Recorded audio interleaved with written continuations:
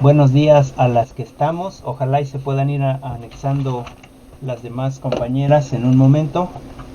Eh, Vamos a ir empezando otra vez nuevamente desde la participación de ustedes. Me gustaría que me comentaran algo con respecto a la lectura. La lectura que fue la educación monástica, la Edad Media y la escolástica. Y una tercera lectura que era la educación y el islamismo, ¿no? Me gustaría que me comentaran, eh, ahorita que somos poquitas, ya después cuando vayamos anexándonos más, bueno, ya por el chat, pero ahorita si tienen la posibilidad de hacerlo eh, vía participación oral, estaría muy bien que me comentaran qué es la educación monástica y de ahí empezamos con la charla de esta eh, de esta de esta clase. ¿Sale? Bueno, entonces vamos a preguntarle a su compañera Alison. Ojalá nos puedas comentar algo, Alison. ¿Qué te pareció la lectura? ¿Qué comparas con la anterior? Etcétera. Adelante, Alison, te escuchamos. Bueno, pues el primer tema de la educación monástica, básicamente de que la religión que controlaba todo y esa fue la que extendió más la educación, Ok. fue la que puso, dice el nombre del equipo de escuela, pero no me recuerdo. Ajá, sí, sí. Lo que recuerdes, lo que recuerdes. Este, y esa escuela donde enseñaba religión, pero dice que se enfocaba más en el ámbito moral y espiritual que no intelectual. Ujú. Ok, Y, y también esas escuelas iban dirigidas más para la gente con alguna clase de poder. claro, claro. Bueno, no sé si eso sería lo único que desees compartir. Pues el primer tema creo que sí. Ok, ok, Recuerdo. sí, vamos a ir haciendo este tipo de ejercicios para que no se haga un monólogo y ustedes puedan participar.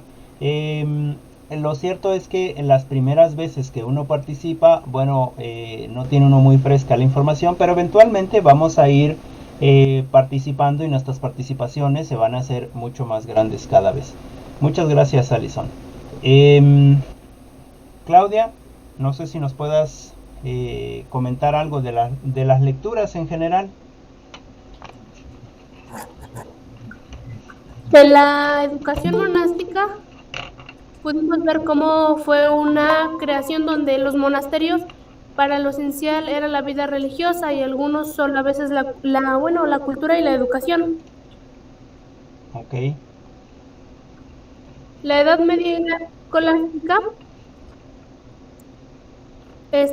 fue un renacer que se delineó en la época carolingia. ujú,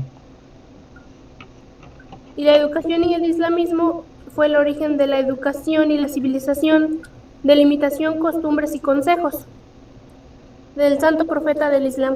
ok, ok. Sí, en general, pues eso es lo que se hizo en estas épocas. Claro que ahorita vamos a ampliar un poquito. Muchas gracias, Claudia. Muchas gracias por tu participación. Sandra, coméntanos algo, por favor, de la lectura.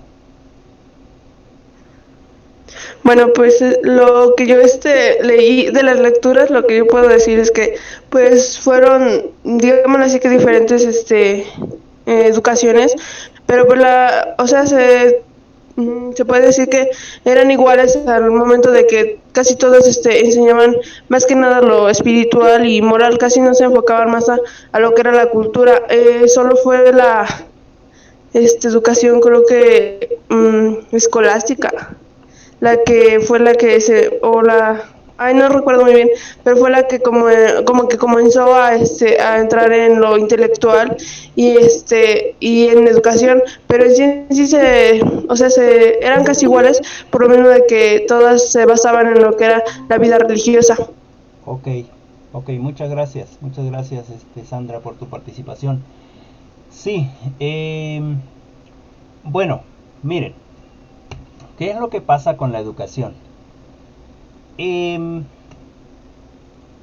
Nosotros podemos llamar educación a todo lo que está ahí afuera, es decir, cuando aprendemos a decir malas palabras, a decir, digamos, palabras altisonantes o como vulgarmente lo conocemos, groserías, y cuando digo vulgar hago un paréntesis, porque vulgar no significa que sea uno mal hablado, sino vulgar viene de vulgo, y vulgo es el pueblo, o vulgo es la sociedad, ¿sale? Cuando digo vulgar, entonces es que la sociedad lo ocupa, no es que sean malas palabras.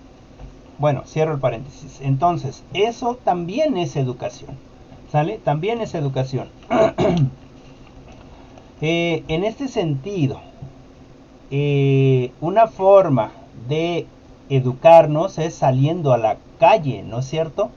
Dentro de la calle escuchamos, o en la calle, en la sociedad, escuchamos a gente hablar de tal o cual manera, ¿no? Por ejemplo, en las comunidades, los jóvenes, los muchachitos, yo he notado en algunos espacios que se llevan muy pesado con la gente mayor, y la gente mayor se lleva muy pesado con los muchachitos, ¿no? Es un tipo de educación. En ese sentido, hago esta introducción porque se educa también para coercionar o para amarrar, ¿no? También se educa para amarrar.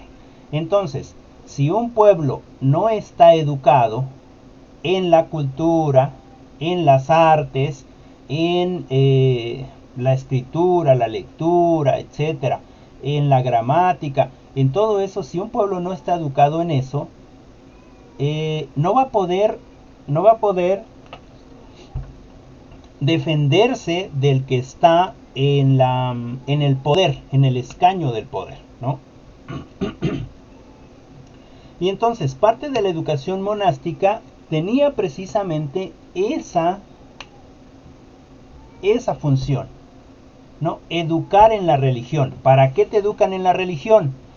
Para que si, por ejemplo, digamos ahorita somos puras mujeres. ¿Por qué se les educa en la religión? Para que sean castas hasta el matrimonio, ¿no? Porque Dios prohíbe que tengas intimidad antes del matrimonio. Eso es malo. Te vas a ir al infierno. Y bueno, no estoy diciendo que practiquen, lo único que estoy diciendo es que no tenemos una ideología de ser libres, ¿no? De tomar nuestras propias decisiones y saber que con esas decisiones tenemos consecuencias, ¿no es cierto? También vamos a tener ciertas consecuencias. Debes de ir a la iglesia todos los domingos o los días que hayas misa o servicio o culto, como quieran decirle, porque Dios ama a los hijos que le sirven, etcétera, etcétera, ¿no? Y en ese sentido, si no lo haces, vas a perder tu alma, te vas a ir al infierno, etcétera, etcétera, etcétera, ¿no? Hay una pedagogía del terror, ¿no? Hay una pedagogía del terror. O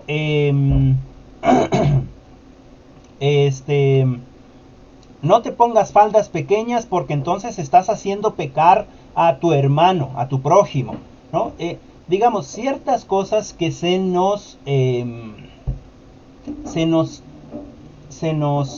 dan a conocer para que nosotros y nosotras seamos siempre gente que está esperando una orden, ¿no? Siempre seamos personas que están esperando que les digan qué hacer.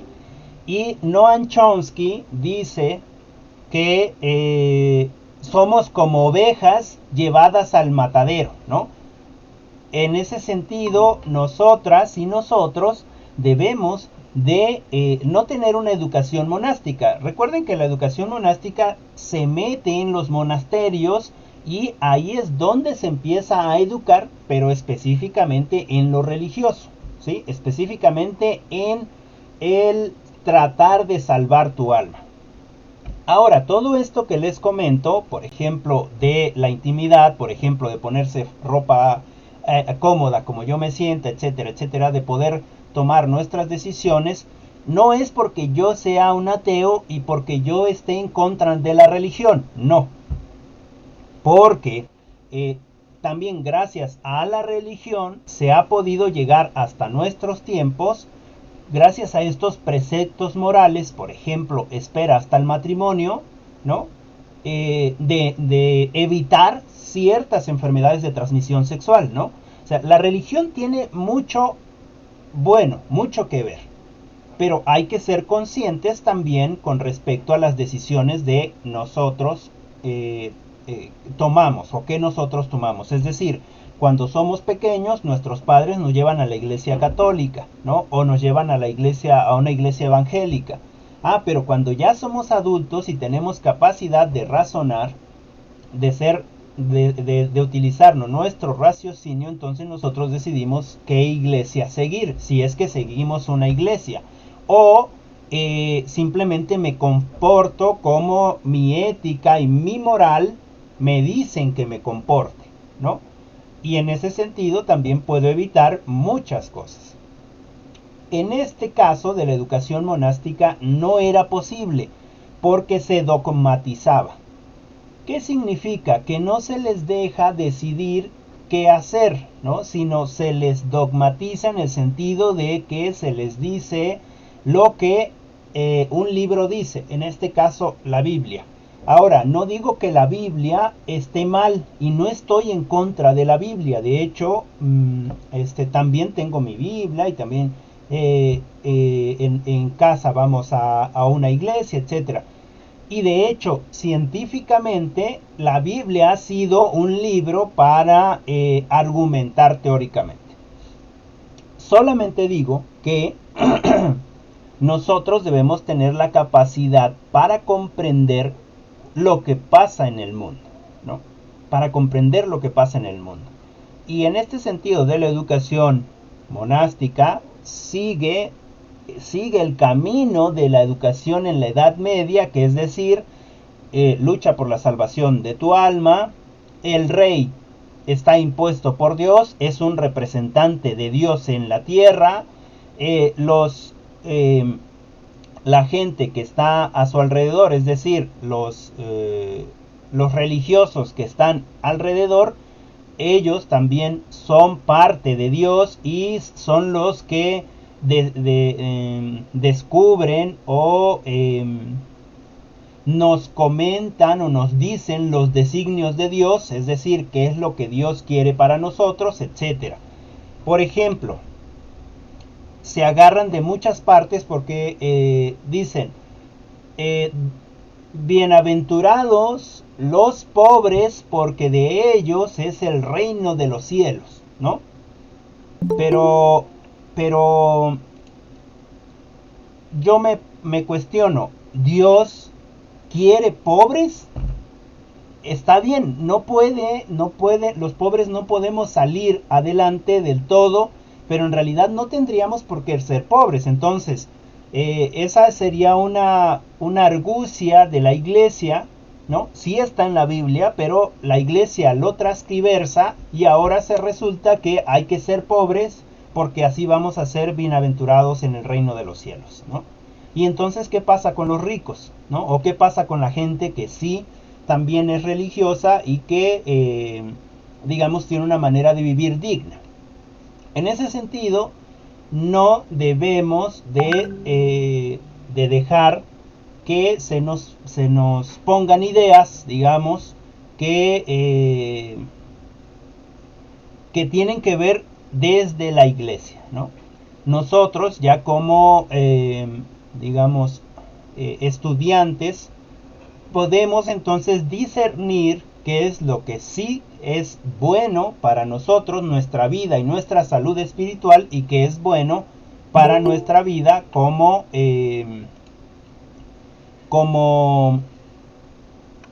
gente, como personas que está emprendiendo este viaje, ¿no? Este largo viaje de la vida. Entonces, en este sentido, no hay educación. En la educación monástica no hay educación en el sentido de la escritura, en el sentido... De hecho, muchos de los que estudiaban en los monasterios ni siquiera sabían leer. Se privilegiaba una educación memorística. Ahora, lo que nosotros queremos aquí dentro de la universidad es que ustedes no tengan una educación memorística.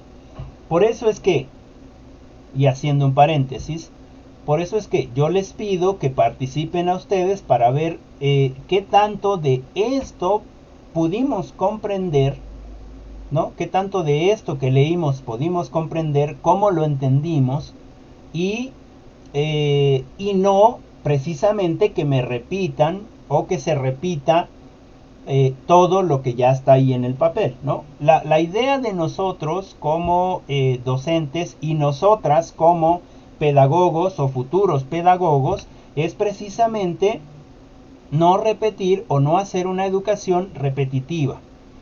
Fíjense, ¿qué es lo que pasa con nuestros profesores? O por lo general pasa con los profesores del bachillerato, que ellos no están específicamente vinculados a la educación, sino que fueron ingenieros o fueron licenciados o digamos abogados, o fueron informáticos, o fueron biólogos, o fueron químicos, o fueron cualquier licenciatura, fueron cualquier cosa menos pedagogos, ¿no? Y entonces enseña o enseñamos desde lo que nosotros aprendimos en la universidad, desde repetición, desde memorización, o sea, no hay un proceso de liberación en nuestro pensamiento. ¿Y qué es lo que nosotros necesitamos? Pues no necesitamos precisamente esa educación monástica, necesitamos una educación más abierta, más liberal, más de comprensión, más una educación para la vida, más cuestionarme cosas. Es que yo no puedo cuestionarme de Dios porque Dios es todopoderoso, Dios es bueno, es excelso, etcétera, etcétera. Pero bueno, entonces, ¿cuándo voy a entender más a Dios si no me pregunto de Él, ¿no? ¿Cuándo voy a entender? En ese sentido, no estoy haciendo una crítica destructiva, estoy haciendo una crítica constructiva para saber qué de lo que está haciendo ese pastor, digamos, o ese dirigente de la iglesia, o ese monje, o ese cura, o ese papa, o los dirigentes de la iglesia, preguntarme qué cosa están haciendo y si eso que están haciendo realmente es lo que Dios dice. No en este sentido de la educación monástica, ¿no? No en este sentido solamente de ir para conciliar lo moral, y a lo mejor ese que está dirigiendo ni siquiera es moral, ¿no? Ni siquiera es moral, es decir, ni siquiera tiene una ética o una moral como la que nosotros nos está dando. En ese sentido, necesitamos trabajar sobre nuestra educación. Por ejemplo, seguramente en algún momento a ustedes les va a pasar que todo lo que se les dé aquí con lecturas y todo lo que se les comparta aquí de forma hablada, en algún momento de su carrera, con cualquier profesor o profesora, lo que van a hacer es precisamente, después de haber tomado sus notas y después de haber captado ciertas cosas, van a ir a investigar si eso que se les comentó es cierto o no es cierto, ¿no? Porque a lo mejor ustedes no están de acuerdo, pero como lo dijo el profesor o lo dijo la profesora, pues bueno, hay que tomarlo. Y esa es una educación monástica, esa es una educación dogmática, esa es una educación por fe. Y no necesitamos ese tipo de educación. Y aquí cito a el comandante Tacho, ¿sale? El comandante Tacho de los zapatistas. Él decía: o dice, nosotros necesitamos una educación, pero no una educación que nos apendeje. Necesitamos una educación desapendejadora, ¿no? Es decir, no necesitamos una educación que nos someta, necesitamos una educación que nos libere. ¿Cuándo nosotros nos vamos a liberar? ¿Cuándo nos vamos a liberar? Pues cuando empecemos a leer más libros, cuando empecemos a cuestionarnos el porqué del mundo, cuando empecemos a cuestionarnos el por qué siento cosas cuando veo a alguien, cuando empecemos a cuestionarnos cosas, ¿no?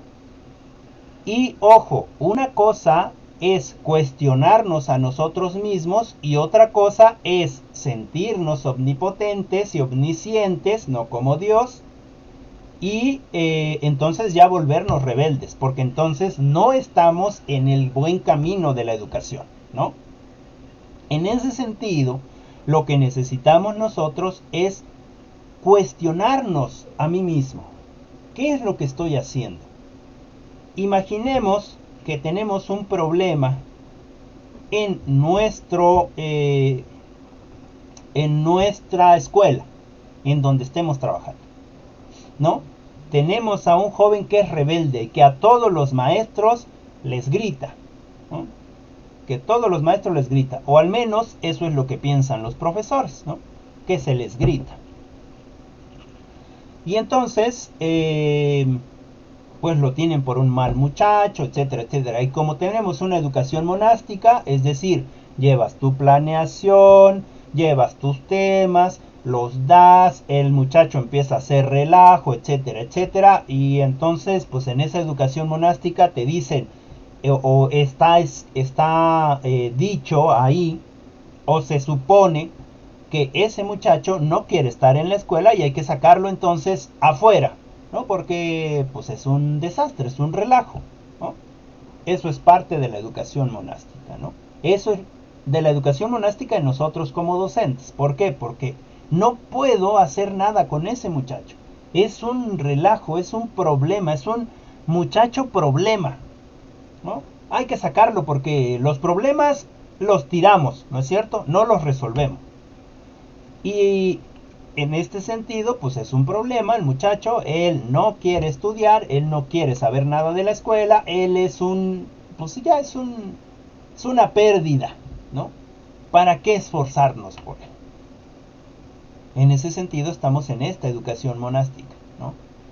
No somos capaces de ir y platicar con el joven o con la señorita para ver qué le pasa, ¿no? Cómo reaccionar con él.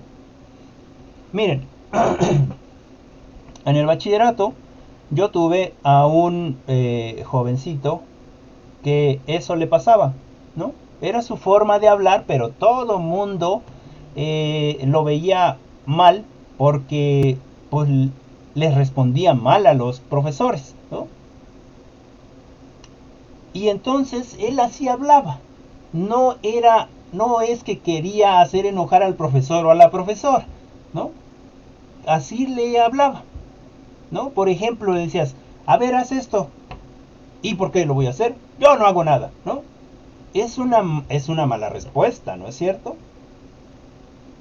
Pero si tú entras en el juego de él, ¿no?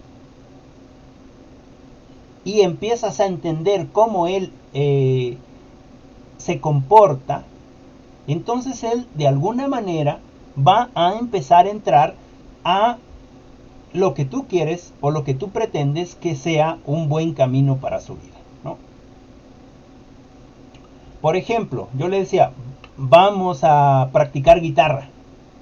Yo no quiero guitarra. Bueno, pues si no quiero, pues cuando menos estate aquí adentro, ¿no? Finalmente fue entrando y al último empezó a tocar un poco la guitarra, ¿no? O sea, el muchacho fue cambiando. ¿Qué significa? Que nosotros debemos de ir buscando las estrategias para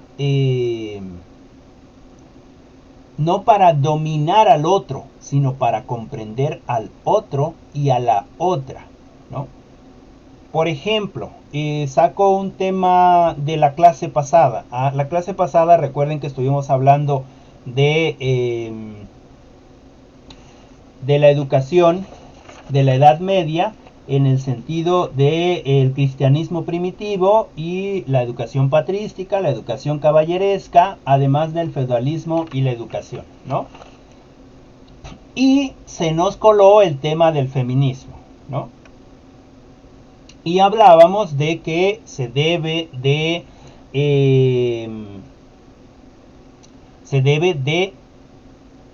trabajar el feminismo y demostrar el feminismo, no desde mostrarme a mí, yo mujer, desnuda, ¿no?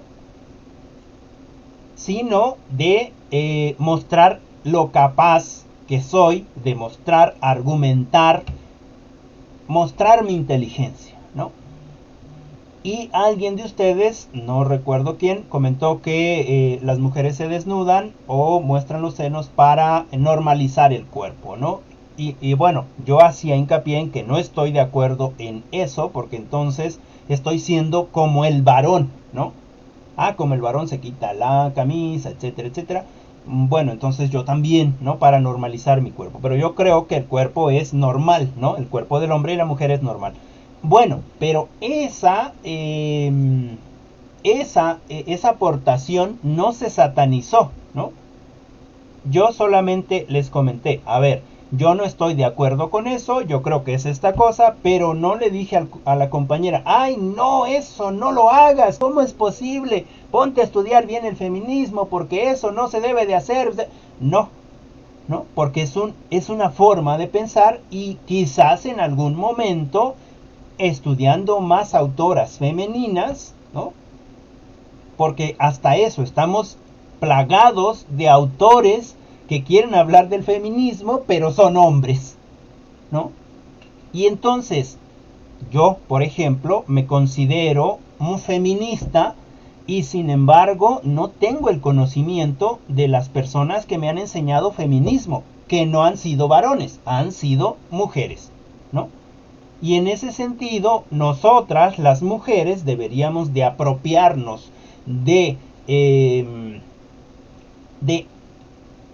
este sentido de las mujeres que escriben para las mujeres, porque por lo general leemos literatura, o eso espero, ¿no? Que leamos literatura de hombres, ¿no?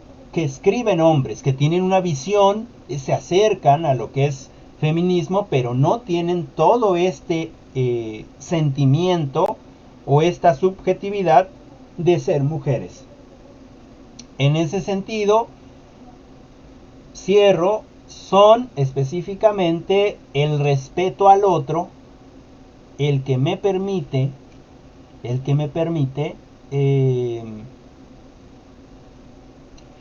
acercarme al otro o a la otra, ¿no?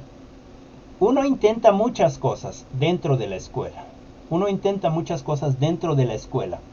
Por ejemplo, dentro del bachillerato donde yo laboro, antes de la pandemia que nos vino a echar todo a perder, yo intenté que mis muchachos, que mis muchachas, las señoritas y los varones leyeran, ¿no? Les traje cuentos pequeñitos, ¿no? Para que ellos leyeran. Claro, ellos pagaron esos cuentos, ¿no? Ellos pagaron esos libros. Pero con 200 pesos les traía yo 15 libritos, ¿no? Del Fondo de Cultura Económica. Ahorita está muy bien para empezar a leer. Y algunos sí leyeron y algunos no leyeron. Pero aquellos que sí leyeron o aquellas que sí leyeron, su forma de pensamiento cambió. O su forma de ver la vida cambia. O su forma de ver su futuro cambia, ¿no? Muchos de ellos ya no iban a estudiar y ahora están estudiando, ¿no? En ese sentido, lo que nosotros necesitamos hacer no es ir como docentes e imponer, ¿no? Es cierto que en la escuela te ven como el loquillo, ¿no? El profesor loco, ¿no? El que siempre anda haciendo cosas, el que se le olvidan, el que de repente está haciendo algo y ya de repente se le olvidaron las cosas, etcétera, etcétera. O sea, un profesor o una profesora que se reconoce con los alumnos o con las alumnas. Siempre, claro, poniendo ese espacio de respeto con el otro o con la otra. Y así podemos platicar de qué música le gusta, ¿no? Por ejemplo, a mí me gusta el heavy metal, a mí me gusta el punk, a mí me gusta la música muy estridente, etcétera, etcétera, ¿no? Me gusta lo gótico, no sé, ¿no? O me gustan las rancheras, o me gusta tal o cual. Hay una conversación con el otro. No se le domina al otro, como en esta educación. Claro que dentro de los monasterios, sí, ya también empezaron a trabajar un poco con la cultura, ¿no? El problema de la cultura es que si no se pasa a la otra generación, o del conocimiento, si es que no se pasa a la siguiente generación, nunca avanzaríamos con respecto al mismo. Es decir, nosotras como mujeres se supone, o tal vez se va a escuchar un poco machista, pero nosotras se supone que tendremos que aprender a cocinar, ¿no? No solamente las mujeres, también los hombres tendríamos que aprender a cocinar, ¿no? Pero digamos que en este rol de género, las mujeres aprendemos a cocinar, ¿no? Deberíamos de saber cocinar. Y ¿quién es la que cocina en casa? Mamá, ¿no es cierto? Y entonces, eso que ella cocina, me lo enseña a mí, ¿no? Y ese es un conocimiento, ¿no? ¿Y por qué aprendo a cocinar? ¿Para atender al hombre? No, aprendo a cocinar porque es un conocimiento que mi madre me proporciona. Y que si no lo obtengo, su conocimiento de cocina se va a perder. Porque ya no va a haber nadie más que lo reproduzca. No sé si me explico en ese sentido. Entonces, en este espacio de la educación monástica o lo de el monacato, sí se empieza a recuperar la cultura, sí se empieza a recuperar lo que la cultura tiene, ¿no? En ese sentido, nosotros cuando vayamos a un lugar, sobre todo a un lugar indígena, estas personas tienen mucho conocimiento, demasiado conocimiento. Tanto es así que hacen cosas estúpidas para el resto de nosotros que somos citadinos, y lo pongo entre comillas, ¿sale? Que somos citadinos, que somos racionales, es decir, que tenemos uso de razón, ¿no? Es decir, que somos superiores a la gente indígena, porque pues pobrecitos ellos, ¿no? Viven entre las montañas, solamente hablan un dialecto, y pongo otra vez comillas, ¿sale? Solamente hablan un dialecto, pobrecitos, nunca van a salir de pobres. Ah, pero nosotros estamos en la ciudad. Nosotros sí somos, pues ya somos gente de mundo, ¿no? Y entonces despreciamos ese conocimiento. Ah, ¿por qué? Porque nosotros aquí en la ciudad vamos a escuelas de ciudad y nos enseñan inglés. No nos enseñan un dialecto, y otra vez lo pongo entre comillas, ¿sale? No nos enseñan un dialecto, nos enseñan un idioma, que es inglés. Y el inglés se usa para todos lados, que inglés para arriba, que inglés para abajo, que inglés para la izquierda, la derecha, etcétera, etcétera, y se hace un baile de inglés, ¿no es cierto? Y nos enseñan a despreciar nuestros orígenes, ¿no? Es que tú eres indio, y a mucha honra. Y además, indio en el sentido despectivo en el que tú estás diciendo, es estas personas que están en las comunidades, ¿no? Porque ese es un sentido despectivo, ¿no? Es que eres un naco, ¿no? Así se nos desprecia en algún momento, ¿no? O cuando te dicen, es que tú de indio patarrajada no vas a salir, ¿no? Desprecio. ¿Por qué? Porque estamos mirando al norte, ¿no es cierto? Estamos mirando a Estados Unidos, porque Estados Unidos sí es una potencia, ¿no? Estados Unidos sí tiene buenas escuelas. Estados Unidos sí es un líder mundial, ¿no?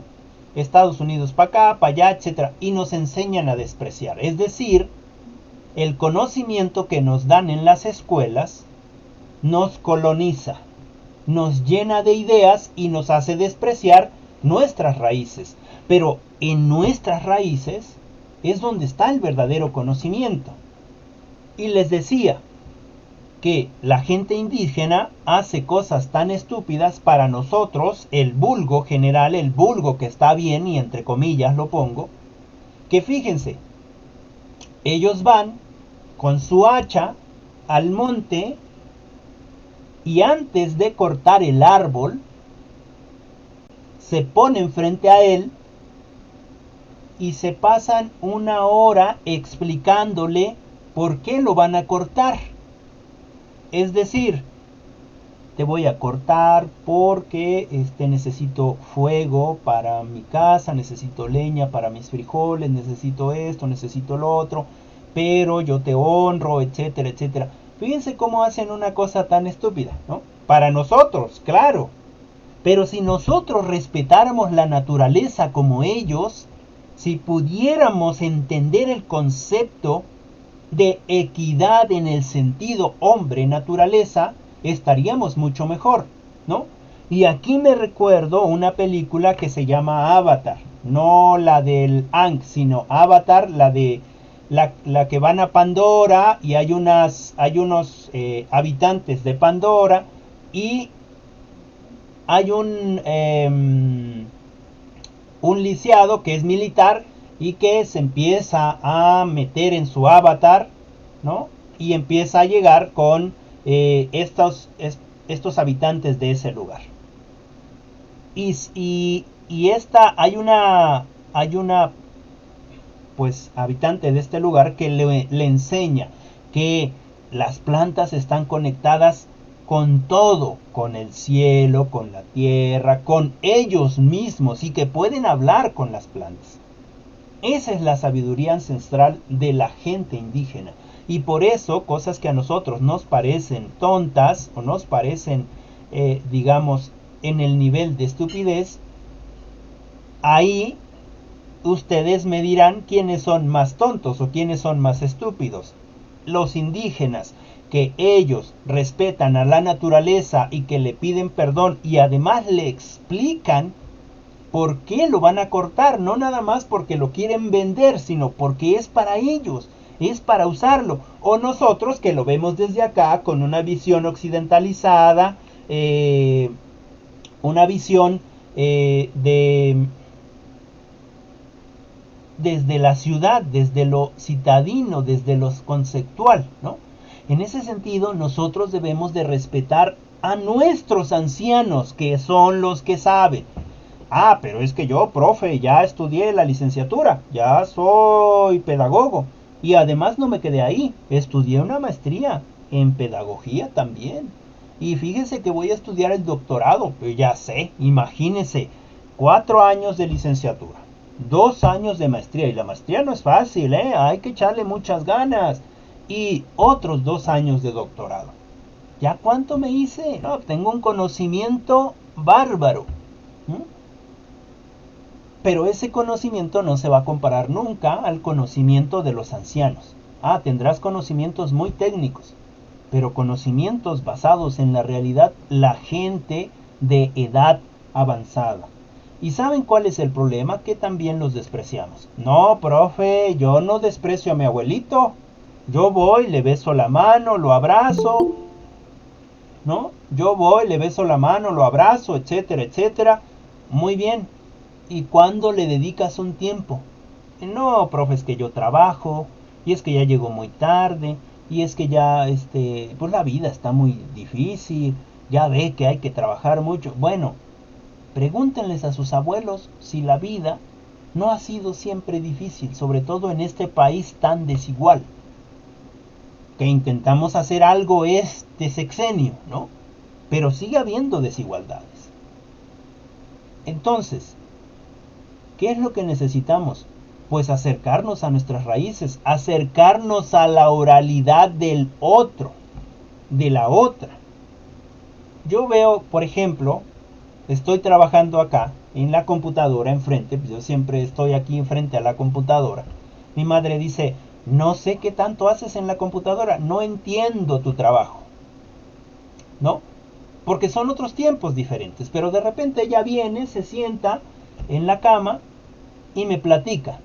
Y me platica de su juventud, y me platica de sus amigas, y me platica, y me platica, y me platica, y me platica, y yo trato de entender todo lo que me dice y sacar las cosas que ella experimentó para mi propia vida. Y de repente ella se emociona mucho y me cuenta de sus amigas, pero me cuenta como si yo conociera a esas personas que me platican, ¿no es cierto? Pero eso es lo importante, estar ahí, presentes, dejarlos participar, dejarlos, no estar metidos siempre en nuestras cosas, ¿no? Por eso pensamos que los indígenas son tontos, ¿no? Por eso pensamos que, y aquí hago un paréntesis, no digo que yo lo piense, no digo que ustedes lo piensen, sino lo que digo cuando me incluyo en pensamos es que la gente de razón, ¿no? La gente de las ciudades, eso es lo que piensa. O más precisamente la gente como Frena, por ejemplo, ¿no? Que nunca vamos a salir de pobres, que somos unos indios, que somos unos, ¿no? Y además el término indio está mal interpretado porque acuérdense que Cristóbal Colón cuando llega a descubrir América, y eso es entre comillas otra vez, ¿no? Dijo, he llegado a las Indias, por eso nos puso indios, pero en realidad somos indígenas, o por desgracia nosotros somos mestizos, ¿no? Ya somos mestizos, ya no somos indígenas 100%, somos mestizos. ¿Y por qué somos mestizos? Bueno, porque los españoles llegaron y veían a las indígenas que se bañaban todos los días en el río, etcétera. Y ellos llegaban, imagínense de cuántos meses de viajar, puros hombres, ¿no? ¿Cómo llegaron? Con unas ganas terribles, las violaban, etcétera, etcétera, etcétera. Y por eso es que nosotros empezamos a salir, ya nos mezclamos, ¿no? Y bueno, si ustedes conocen la historia, verán que hubo otros espacios en la historia que eso nos hizo salir, es decir, nosotros ya como mestizos, ¿no? Y bueno, en ese sentido, debemos de no sentirnos indios. ¿Por qué? Porque no somos indios, somos indígenas, somos mestizos y debemos de respetar nuestra cultura, debemos de respetar a nuestros padres. Ah, pero es que mi padre es un malvado, se fue con otra mujer y se fue, tiene otros hijos o tiene otros nietos o tiene, no sé, no, estoy inventando, ¿no? Tiene otra mujer y por eso no lo quiero. O mi madre, ¿no? No, es que mi madre me maltrató y tenía su amorío, es que también mi madre y por eso yo no la quiero, ¿no? Por eso no. Simplemente son nuestros padres, tienen sus errores, tratemos de que nosotros no los tengamos, ¿no es cierto? Y en ese sentido no estamos en esta educación monástica, estamos en una educación libre, en una educación que nos permite decidir qué es lo que quiero aprender, qué es lo que quiero respetar, qué es lo que quiero hacer, ¿no? En ese sentido. Ahora, para retomar, cuando decimos nosotros que una lengua es más importante que otra, no estamos definiendo realmente que es una lengua sintácticamente hablando y semánticamente hablando, ¿no? En ese sentido, cuando yo les decía hace un momento que necesitamos aprender, porque esa es una lengua, y lo ponía yo entre comillas, ¿no? Y no respetar el dialecto de los indígenas, y también dialecto lo ponía entre comillas, pues déjenme decirles que la lengua es el que nosotros llamamos dialecto, porque sintácticamente y semánticamente hace todo lo que necesita, o tiene todo lo que necesita una lengua para llamarse lengua, ¿no? Es decir, el castellano es una lengua, ¿no? Porque por ejemplo, cuando nosotros decimos baño o sanitario, estamos hablando específicamente de un espacio específico donde se nos permite desechar lo que nuestro cuerpo ya no necesita, ¿no? Es decir, hacer nuestras necesidades más básicas en ese espacio. Pero en inglés, ¿cómo se dice baño? No hay una palabra para decir baño, ¿no es cierto? ¿Qué es lo que se dice? Water closet, ¿no? Y si lo traducimos al español o al castellano, porque ya no es tan castellano, pero digamos que lo traducimos, imagínense, escuchen, si yo les pidiera permiso para ir al baño, ¿no? Pero se los digo traduciendo de inglés a español. Oigan, muchachos, ¿me permiten ir a la caja de agua, por favor? Y ustedes van a decir, ¿a la caja de agua? ¿Cuál caja de agua? ¿No? Es decir, water closet es una caja de agua encerrada, ¿no es cierto? Entonces, en ese sentido, el inglés no es un idioma, es un dialecto, porque no cumplen las normas sintácticas y semánticas que corresponden a un idioma. Por eso, nuevamente insisto, no necesitamos tener esta educación monástica, necesitamos tener una educación más libre. No necesitamos tener una educación que me diga, siéntate, párate, alza un pie, alza el otro, chifla, canta. No, necesitamos tener una educación en donde se nos permita ser libres, en donde haya una acogida. Es decir, Luis Dush precisamente es español, o era español. Por desgracia, las buenas personas estudiosas e intelectuales se nos van muy rápido, pero Luis Dush, él es español y estudió en un monasterio, ¿no? Pero ahora el monasterio no era solamente sobre la vida religiosa. Claro, sí hay cosas que hacer con respecto a lo religioso, pero él también se dedicó a revisar, él era antropólogo, y entonces se dedicó a revisar este sentido de la educación. Y él dice que la educación debe de ser acogedora, es decir, acoger significa aceptar al otro o a la otra, es decir, dejarlo ser como es, con sus errores, con sus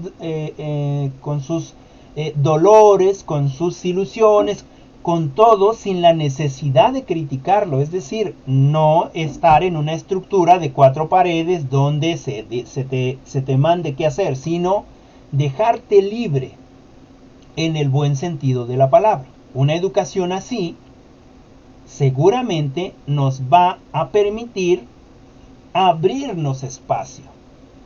Es decir, nos va a permitir cambiar nuestro pensamiento, cambiar nuestra forma de ver la vida, ¿no?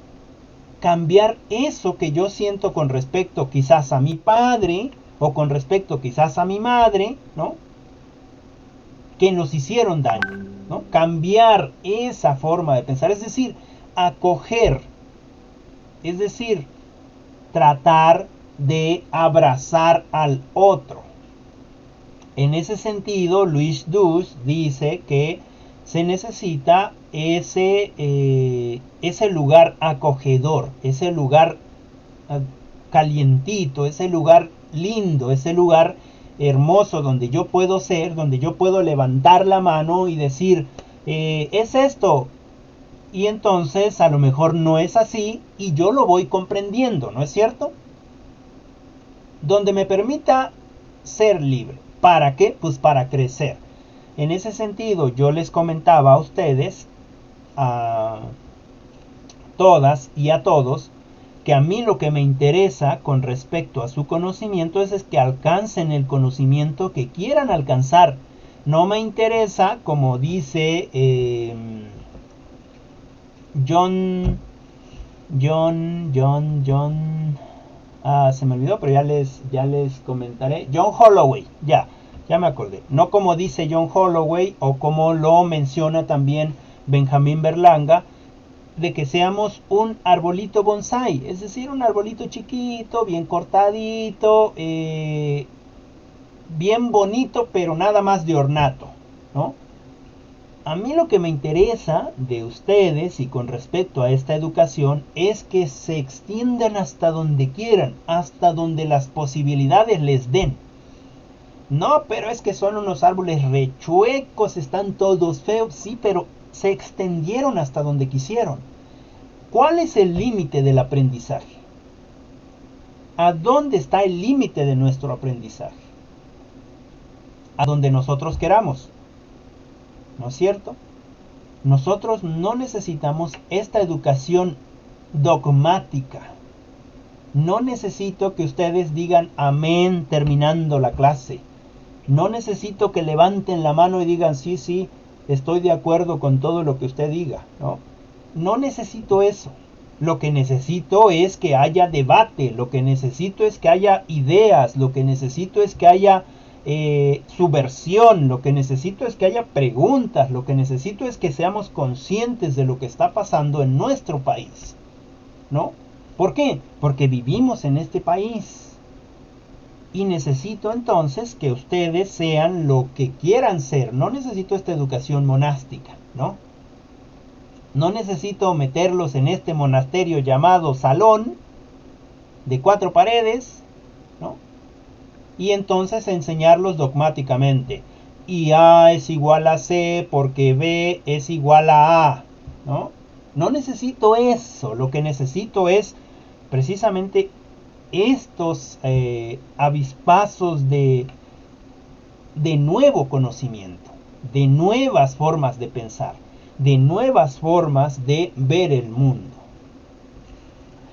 Y si somos en ese sentido, seguramente nuestro país va a mejorar, porque esta generación, al menos mi generación, o al menos la generación después de mí, se ha avispado, como se dice vulgarmente. Y cuando digo vulgarmente, no es, ya se lo había explicado, no es porque sea grosero, sino porque viene del vulgo, ¿sale? Se ha avispado en el sentido de que ya no se deja, ¿no? Ya no se deja. Y si nosotros nos dejamos convencer por tal o cual persona, es porque no tenemos el conocimiento o la argumentación para rebatir lo contrario.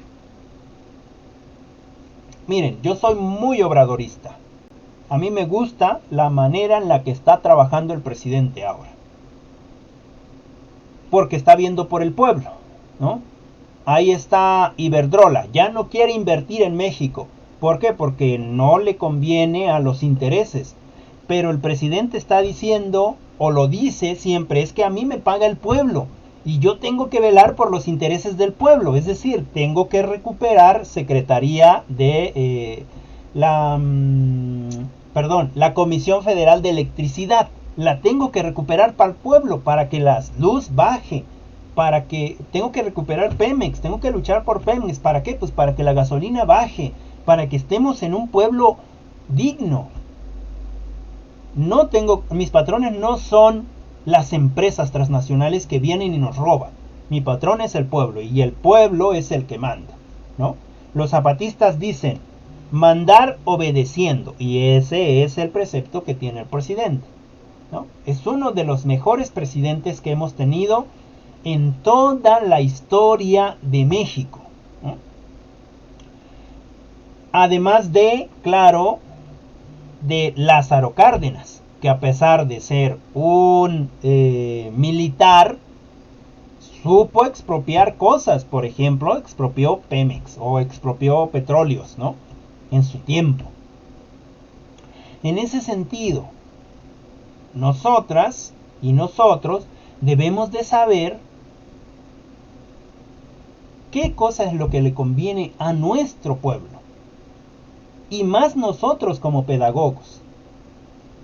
¿Por qué? Porque nosotros como pedagogos estamos ahí porque necesitamos hacer conciencia, hacer resonar, hacer retumbar los pensamientos de los otros y de las otras.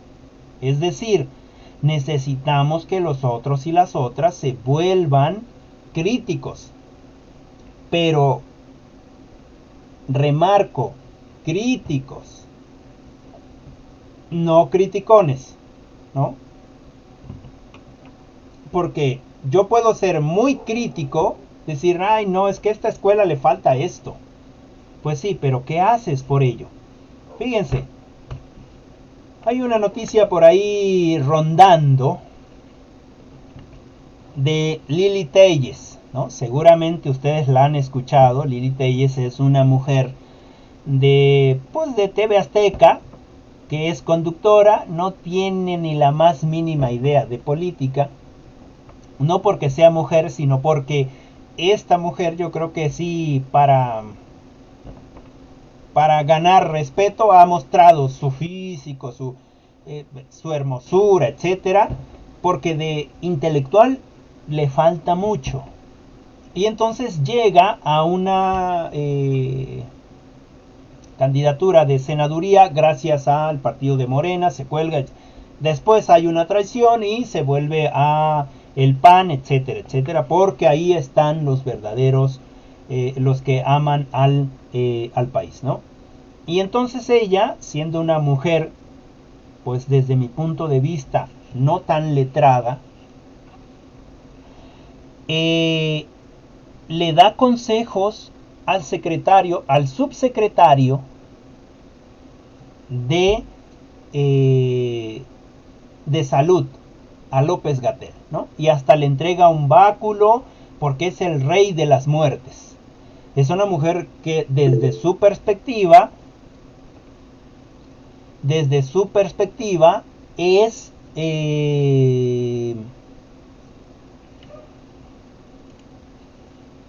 inepto en lo que está haciendo, ¿no? Pero veamos el currículum de Gatell, tantos foros, tantos lugares donde ha estado, etcétera, etcétera, etcétera. Es un currículum gigantesco. Y veamos el currículum de esta mujer, ¿no? Tiene una hojita. En ese sentido, vuelvo a aterrizar. Nosotras como mujeres y nosotros como hombres no debemos demostrar nada de nuestro cuerpo más que nuestra inteligencia, nuestra argumentación. Hay mujeres muy inteligentes. Una mujer de las que más admiro en este país es precisamente la esposa del presidente, ¿no? Que ella dijo, aquí no hay primeras damas, todas en México somos primeras damas. ¿No es cierto? Ahora, ha hecho muchos libros, tiene un nivel de inteligencia, Dios mío, me sorprende muchísimo, porque yo quisiera tener ese nivel de inteligencia, ¿no? Claro, es doctora, ¿no? Es doctora. Pero lo que ella ha hecho es mucho, y es más, ese tipo de argumentación, ese tipo de inteligencia, ese tipo de mujer es el que necesitamos en nuestro país. Es decir, una mujer que ha alcanzado un gran nivel, ¿no? En conocimientos, y no dice soy superior que las otras mujeres. Una mujer que es la esposa del presidente llega a la presidencia y ella dice, no, yo no gané, yo no soy no tengo ningún puesto ahí. Yo soy esposa del presidente, pero yo no quiero nada porque todas somos primeras damas. No tiene por qué haber ahí una mujer que sea superior a las otras, ¿no? Capacidad de inteligencia, capacidad de argumentación, capacidad de empatía con las otras personas. Ahora, esa mujer se fijó en un hombre que yo creo la lleva por unos cuantos añitos. Y ese hombre ni siquiera sabe inglés. En este caso el presidente, ¿no? No sabe inglés. No tiene idea del inglés, ¿no es cierto? Pero también es un tipo muy inteligente. Muy, muy inteligente. Y de esos hombres necesita nuestro país. Necesita hombres que argumenten, necesita hombres que debatan, necesita hombres que propongan, que critiquen, que hagan.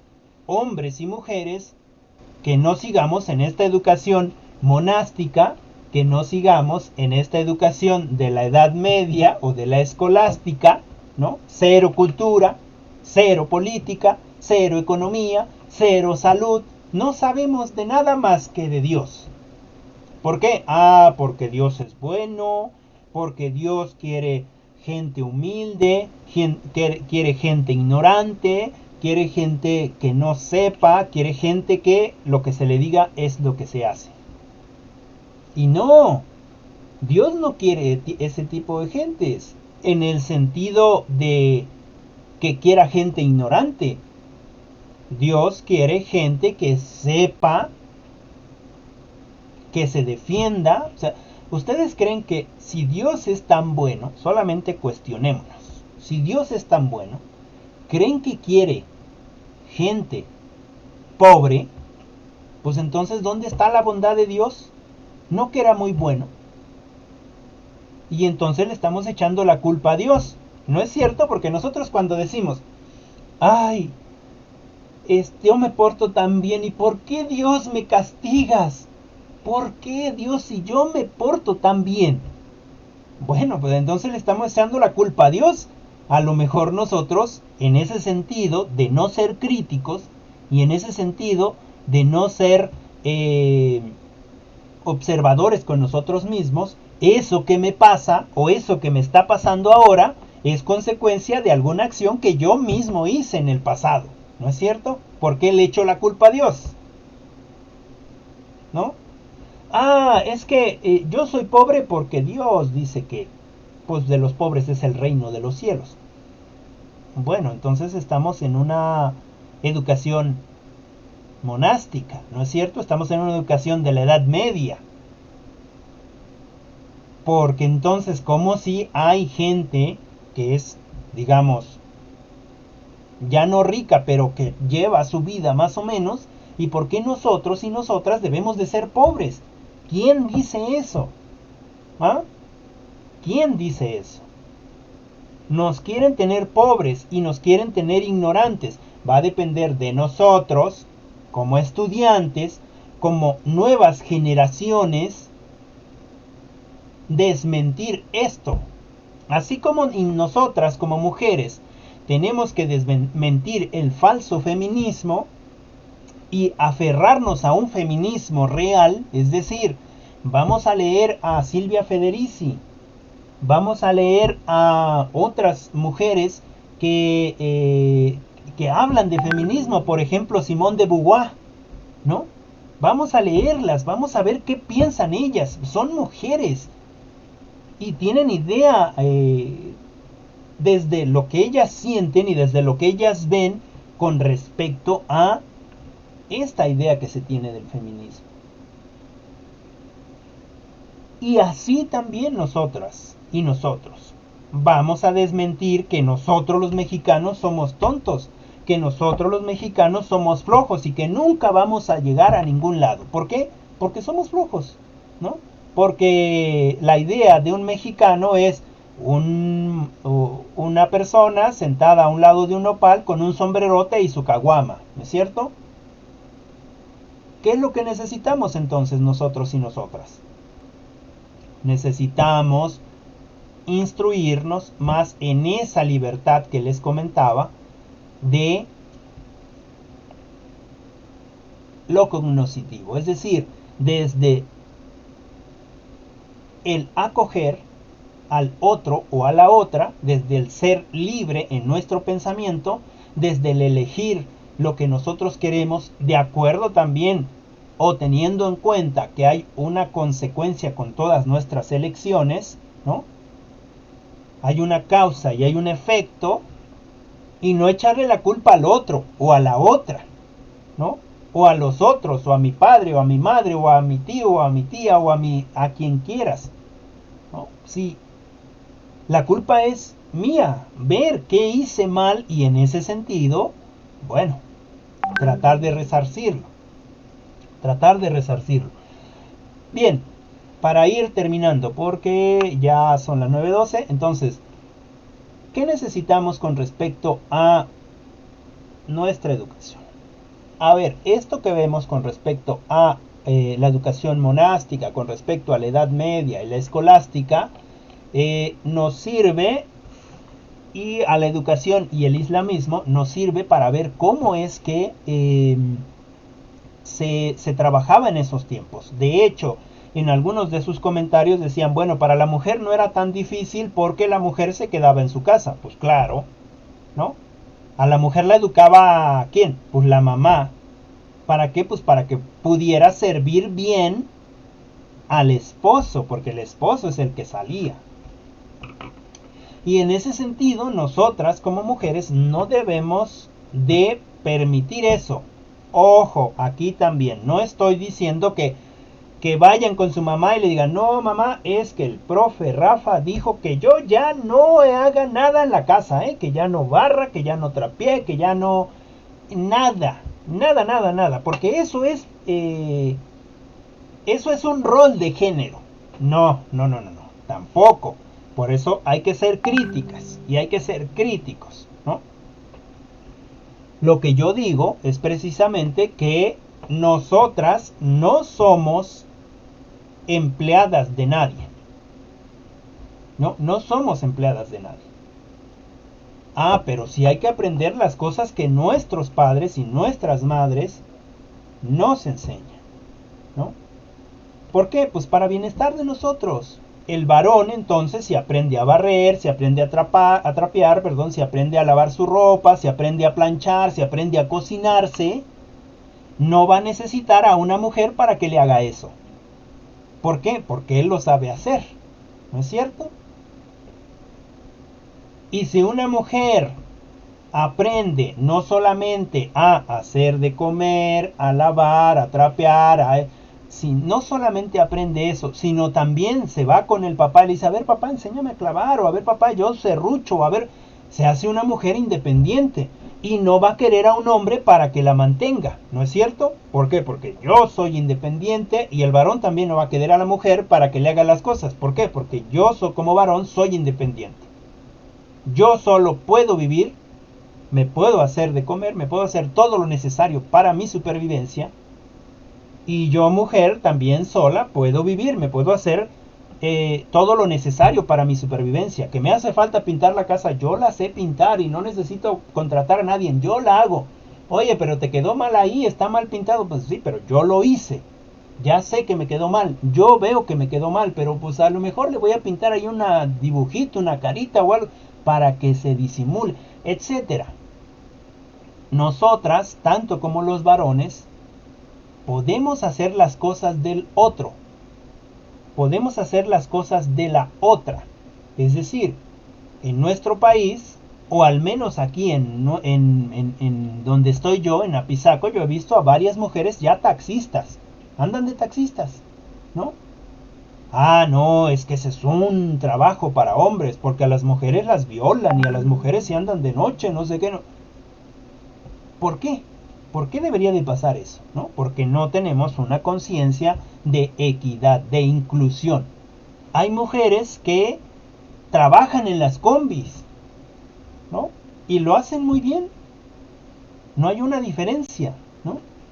Yo he visto a varones que cocinan muy bien, mejor que las mujeres, ¿no? Mejor que las mujeres. ¿Por qué? Porque les gusta, porque lo quieren hacer, porque ya no debería de haber una diferencia con respecto a las carreras para las mujeres y las carreras para los hombres, ¿no? Es que yo quiero ser arquitecta. ¿Cómo? Arquitecta, que me gustan las casas, me gusta pues diseñar, etcétera. No, mija, no, arquitecta no, no, porque hay un montón de hombres ahí. Mira, ya vi arquitectura. ¿Cuántas mujeres hay? Una. Ah, pues ya somos dos, papá. No, una, tú. ¿Y cuántos hombres hay? 40. No, imagínate, 40 hombres. No, ¿qué te van a hacer? No. Cuando el papá no se da cuenta, por ejemplo, que los propios hombres, como tienen a su compañera, la protegen entre todos porque la ven como compañera. Yo recuerdo en la universidad teníamos un grupo de 5 muchachitos y una señorita, una sola señorita, y siempre andaban con ella todos, siempre se iban a comer juntos, salían juntos, todos, nunca hubo un problema de acoso de los 5 contra ella, nunca. Claro, ella también se hacía respetar, ella también platicaba, ella también argumentaba, ella también ponía de su parte ahí con esta argumentación, entonces hay un respeto, ¿no? En ese sentido, a ese lugar deberíamos de llegar nosotras, ¿no? A ese lugar nosotros deberíamos de llegar, nosotros y nosotras, es decir, ser empáticos con el otro, no dejarnos de recibir una educación sin cultura, ¿no? Una educación sin cultura, una educación que sea específica para la mujer y otra educación que sea específica para el varón, ¿no? Oye, papá, yo quiero estudiar. Qué bien, mijo. Mira, yo ya sabía que querías estudiar y ya te inscribí en la ingeniería. Es que, ¿sabes? Los ingenieros ganan muy bien, ¿eh? Es ingeniería industrial o ingeniería civil o la ingeniería que tú quieras. Ah, papá, es que, ¿sabes? Yo ya fui a pedir informes también. ¡Qué bien, mijo! ¡Qué bueno que ya pediste informes! Sí, pero es que la verdad a mí me gusta... pues me gusta... la enfermería. ¿Qué? ¿La enfermería? Eso es para mujeres. Eso no... ¿Cómo? Ay, Dios, qué vergüenza. No, yo no te voy a apoyar en enfermería. Si quieres, vete a ingeniería, pero enfermería no. ¿Qué pasará con el muchacho? Pues lo que pasa es que se va a ingeniería, a una carrera que no le llama la atención, pero que no tiene otra posibilidad, o al menos el muchacho eso piensa, ¿no? Y entonces su vida es una miseria. Y una miseria porque está haciendo algo que no le gusta, estudió algo que no quiere, ¿no? ¿Por qué? Porque el papá no lo dejó estudiar enfermería. Ahora, y ya con esto voy a terminar, voy a ir terminando. Yo, por ejemplo, en mi historia personal con respecto a la carrera que quería yo estudiar, era ingeniería civil, pero ingeniería civil en el momento hace algunos años atrás que yo quería estudiar solamente existía en Puebla, ¿no? Y mis padres pues no tuvieron la posibilidad, o al menos mi madre, que siempre es la que estuvo ahí de terca conmigo, ¿no? Porque mi padre pues me decía, ya ponte a trabajar, huevón, ¿no? Tan lindo mi padre, también se le quiere mucho. No estudié la carrera que quería, tuve que estudiar la carrera que pude, que en este caso la que me pude pagar fue licenciatura en informática. Y cuando yo entré a licenciatura en informática no me gustaba, odiaba la carrera. Pero yo no me podía dar el lujo, si quería yo estudiar, de no estudiar esa carrera que podía yo pagar, ¿no? ¿Qué fue lo que hice? Me apropié de esa carrera, la hice mía, la acogí, ¿no? Tanto es así que cuando yo estuve en cuarto semestre, en cuarto y quinto semestre, yo ya hacía reparaciones de computadoras y empecé a ver dinero, etcétera, etcétera. Y entonces me apropié, me gustó mi carrera. Y es una de las carreras mejores pagadas, ¿no?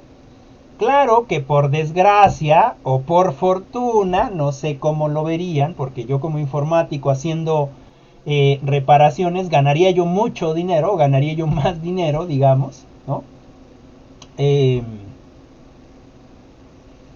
Entré a hacer mi servicio social en una escuela de, pues de educación, es decir, de pedagogía, que fue la Universidad Pedagógica Nacional, en una sede, y yo entré ahí a hacer servicio. Después mis residencias ya me las pagaron, ¿no? Ya me empezaron a pagar, ¿no? Yo me acuerdo que trabajaba en Parisina, y trabajaba en Parisina y me pagaban, creo que a la quincena me pagaban 800 pesos o 900, no me acuerdo. Y ya me contrataron en la universidad también los días sábados, entonces trabajaba de lunes a viernes en Parisina y el domingo, y el sábado lo ocupaba según yo para descansar, pero me iba a trabajar a la universidad. Y en la universidad no puedo olvidar que un solo día me pagaban 300 pesos. Uy, creo que se me fue la señal. A ver, internet. Ok, vamos, cambiar configuración. Lo desactivamos.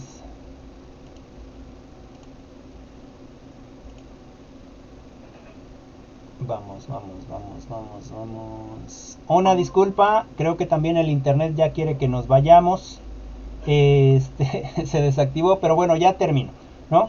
Me pagaban 300 pesos en un solo día. Entonces a la quincena me pagaban 600, y del otro lado trabajar toda la semana, 2 semanas, y me pagaban creo que 800. Entonces hubo un cambio radical, ¿no? Me di cuenta que finalmente pues la educación sirve, ¿no? Y llego ahí como pues servidor de pues, servicio social, y incremento hasta hacerme pues el que lleva todos los procesos dentro de la universidad, ¿no? En ese sentido, siempre es importante que nosotros y nosotras busquemos esa educación, ¿no? Busquemos esa educación, respetemos nuestras culturas, respetemos nuestras costumbres, ¿no? Pero nuestras costumbres, no aquellas costumbres que se nos impusieron, ¿no? En el sentido de la conquista, ¿no? La conquista no fue muy buena, que digamos, ¿no? La conquista era no puedes comer en ciertos momentos, no puedes comer tal carne, etcétera. Hay una historia por ahí de un indígena en la conquista, de que pues en algún momento, yo no tengo bien la fecha, pero en algún momento de estas fechas no se puede comer carne, ¿no? No se puede comer carne de res, carne de puerco, etcétera, etcétera. Y entonces en esas fechas el indígena está comiendo carne de, me parece que de puerco, o carne en sí. Y como a los indígenas que tenían nombres indígenas no los podían pronunciar los españoles, entonces llegaban los curas y les decían: en el nombre del Padre, del Hijo y del Espíritu Santo, y ahora tú te vas a llamar Miguel. Y entonces fíjense el choque psicológico de tener un nombre toda la vida, y ahora ya no me llamo así, sino ahora por alguien ya me llamo de otra manera.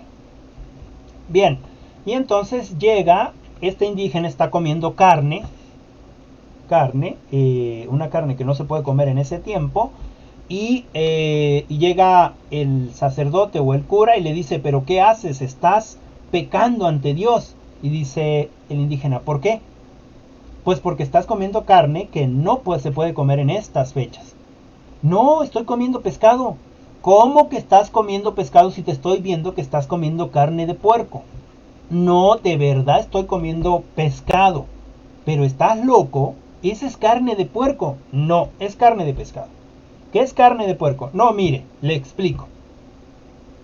Yo dije en el nombre del Padre, del Hijo y del Espíritu Santo, ahora te llamarás pescado. Y es pescado, ¿no? Y esta es una historia, digamos, que podrá parecer rara, pero es que es así. Si nosotros validamos la historia desde sus inicios, y más aquí en esta historia de la pedagogía, nos damos cuenta que lo que se hacía era precisamente someter, ¿no? Por ejemplo, en la educación de la Edad Media y la escolástica, que se dijo, aquí no se necesita cultura, lo que se necesita es que trabajes por tu espíritu, ¿no? Necesitas trabajar por tu alma. Lo de la cultura y que aprendas a leer, que aprendas a... no, porque pues, nos puede causar problemas, ¿no? Y termino con esto. Jacques Delors hizo un estudio en Europa, ¿no? Hizo un estudio en Europa ante las Naciones Unidas y él sacó, ya de su investigación, sacó el título del libro y decía, la educación es un tesoro, ¿no? ¿Por qué? Porque educar a los europeos implica un mejor conocimiento, un mejor desempeño laboral, un mayor crecimiento para el país, porque un país educado va a trabajar por su país y va a hacer que el país crezca. Es decir, no va a permitir que gobiernos malos lleguen al poder, ¿no? Es decir, no va a permitir 32 o 70 años de malos gobiernos, ¿no? Donde lo del pueblo se venda, se malbarate, se obtengan contratos jugosos y el pueblo en la miseria, ¿no? ¿Qué va a hacer? Pues se va a levantar, si es un pueblo entendido, se va a levantar y va a luchar por el bienestar del pueblo, ¿no es cierto? Y entonces decía que la educación era un tesoro, ¿no? ¿Por qué? Porque permitía que esos países estuvieran precisamente en el primer mundo, ¿no?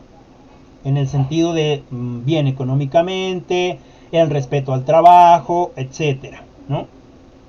Y también hizo un estudio en Latinoamérica, y en Latinoamérica le puso la educación es un peligro, ¿no? ¿Por qué? Porque en Latinoamérica estamos tan deseducados que cuando aprendemos algo y nos damos cuenta de nuestro valor, nos damos cuenta de lo que podemos hacer con las leyes, nos damos cuenta de que estamos viviendo no dignamente, pues claro que tenemos que subvertirnos, ¿no? Y tenemos que luchar por eso que es nuestro. Y entonces, en ese sentido, es un peligro en nuestros continentes. ¿Por qué? Porque entonces ya no se va a dejar permitir robar a los gobernadores o a los presidentes o a los dirigentes de nuestro país. En ese sentido, nosotros no solamente necesitamos tener una educación ideológica dogmática en el sentido de Dios, ¿no? Está bien, si alguno de nosotros somos religiosos, me parece que es una buena práctica. Deberíamos de hacerlo porque nos da las pautas morales para no hacer cosas que nos pueden provocar un dolor, digamos, emocional, ¿no? Por ejemplo, cuando el novio le pide la prueba de amor a la novia, bueno, pero es que Dios dice que yo debo de ser fiel y además no quiero, ¿no? Debo de ser fiel, etcétera, etcétera, etcétera, ¿no? Y entonces me espero hasta el matrimonio. Y en el matrimonio yo soy feliz porque mi esposo también fue casto o porque me quiere mucho, etcétera, etcétera, etcétera, ¿no? O sea, y muchas cosas morales dentro de la religión, de cualquier religión, no importando claro lo que esté haciendo el dirigente, porque a veces la religión no significa el dirigente, ¿no? O la religión como tal no es, digamos, la buena, pero si nosotros llevamos los preceptos que se predican ahí o se dicen, entonces quizás nuestra vida sea buena. Y en ese sentido, quizás sí lo podamos llevar, aceptar lo que Dios dice de manera dogmática, por fe. Pero en el sentido de la escuela, en el sentido de la educación, no necesitamos esta educación. Necesitamos una educación más libre, necesitamos una educación que me permita crecer, necesitamos una educación que me permita cambiar mi forma de pensar, que me permita cambiar mi forma de actuar y mi forma de ser, ¿no? Y esa es la educación que intento que ustedes obtengan. No precisamente solamente conmigo, sino que ustedes la obtengan sea con el profesor, sin el profesor y a pesar del profesor que tengan, ¿no? Porque hay profesores muy buenos y les entendemos muy bien. Hay profesores no tan buenos, son medio maletas y aún así aprendemos, ¿no? Y hay profesores que, Dios mío, no da uno un peso por ellos, ¿no? Son malísimos dando clases. Y aún así aprendemos. ¿Por qué? Porque la responsabilidad no está en el profesor o en la profesora, ¿no? Está en mí.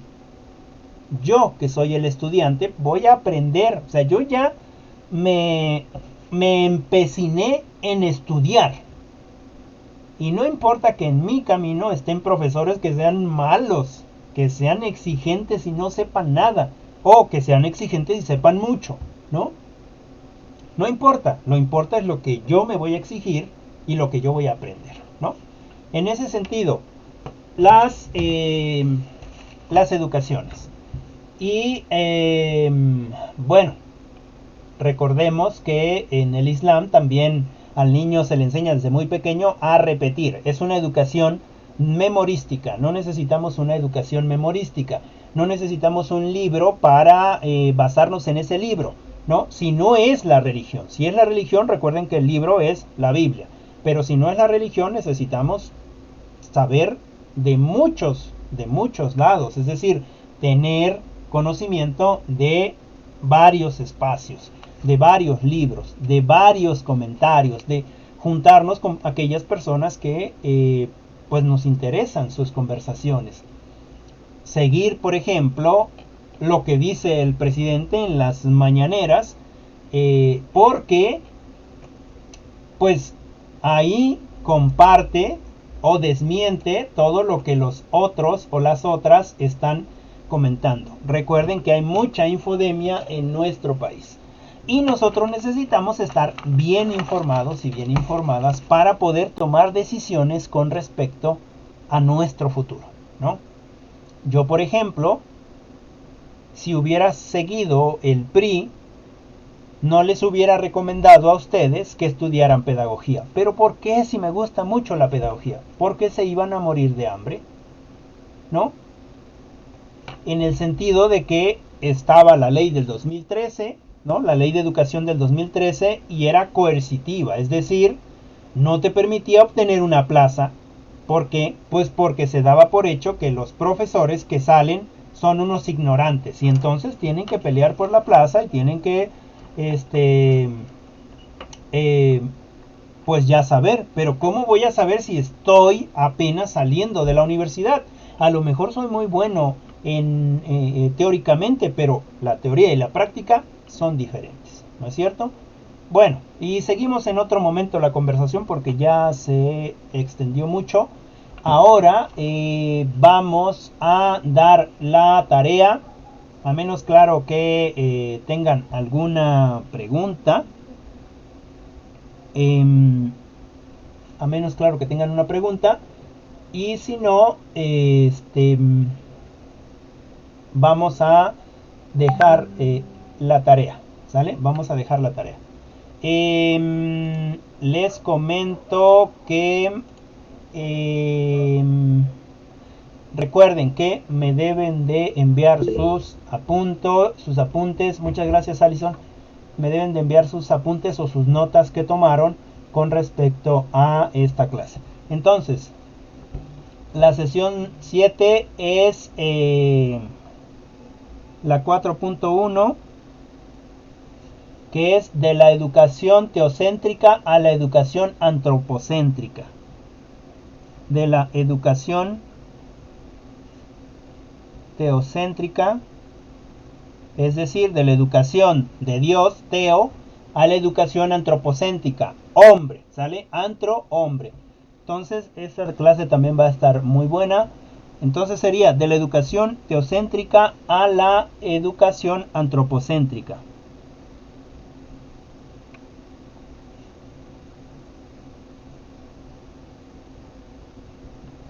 De la educación teocéntrica a la educación antropocéntrica. Esa sería la sesión 7. Son dos lecturas, son lecturas muy pequeñitas, y entonces en consecuencia también vamos a trabajar con la sesión 8, por favor. Vamos a ver, con la sesión 8, que es la 4.2, el espíritu científico del Renacimiento.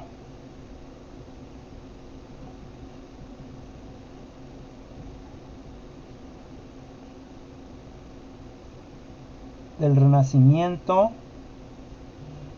y su influencia en la educación.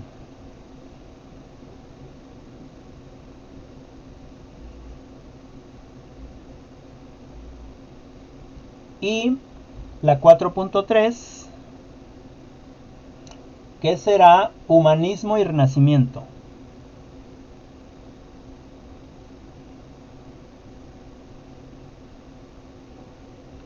¿Sale? Son 3 temitas de la sesión 7. Espero que me puedan juntar para el trabajo ambos, que sería la antología y el de Alonso Salas, que ya se une un poquito con lo de abajo. Bueno, ¿qué me van a hacer ahí? Me van a realizar nubes de palabras, ¿les parece?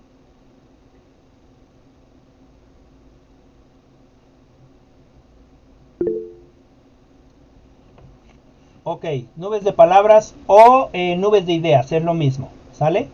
Bien, y esa sería la tarea de de esta clase, ¿sale? Pues por mí sería todo. Podríamos seguir hablando y hablando y hablando, pero también entiendo que los datos se acaban. Así que nos veríamos la próxima clase. Recuerden seguir trabajando en habilidades digitales y si tienen dudas, pregúntenme. No importa qué día sea. Puede ser el sábado, el domingo, etc. Profe, ¿el trabajo será digital o podemos hacerlo en libreta? Bien, a mí me gustaría que fuera digital, que utilizaran alguna herramienta, pero si no tienen esa posibilidad, háganmelo en libreta, solamente pónganle un poquito de, ¿cómo se dice? Bueno, háganlo bonito, se me fue la palabra. Pónganle colores, pónganle una buena imagen, háganlo bien para que la foto también quede muy bien, ¿sale? Bueno, no sé si tengan alguna otra pregunta.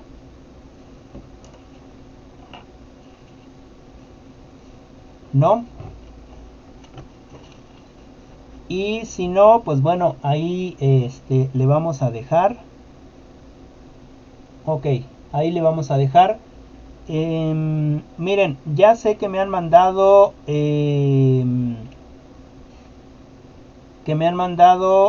sus trabajos. No los he podido subir a las plataformas, pero yo creo que voy a hacer una recolección de todos los trabajos y voy a hacer una subida general, ¿no? Para que también ahí vean sus trabajos.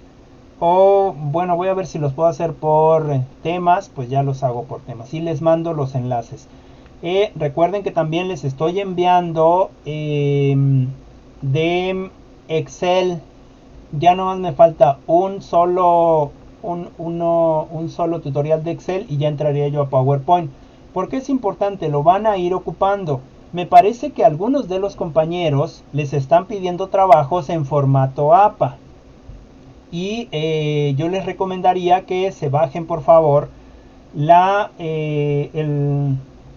reglas generales del formato APA en su sexta revisión, me parece, y que las lean y después vayan al tutorial de Word donde les enseño cómo se hace el formato APA, ¿sale? Bien, eso sería todo, muchachos, muchachas. Un abrazo a todas y a todos y nos veremos en la próxima clase.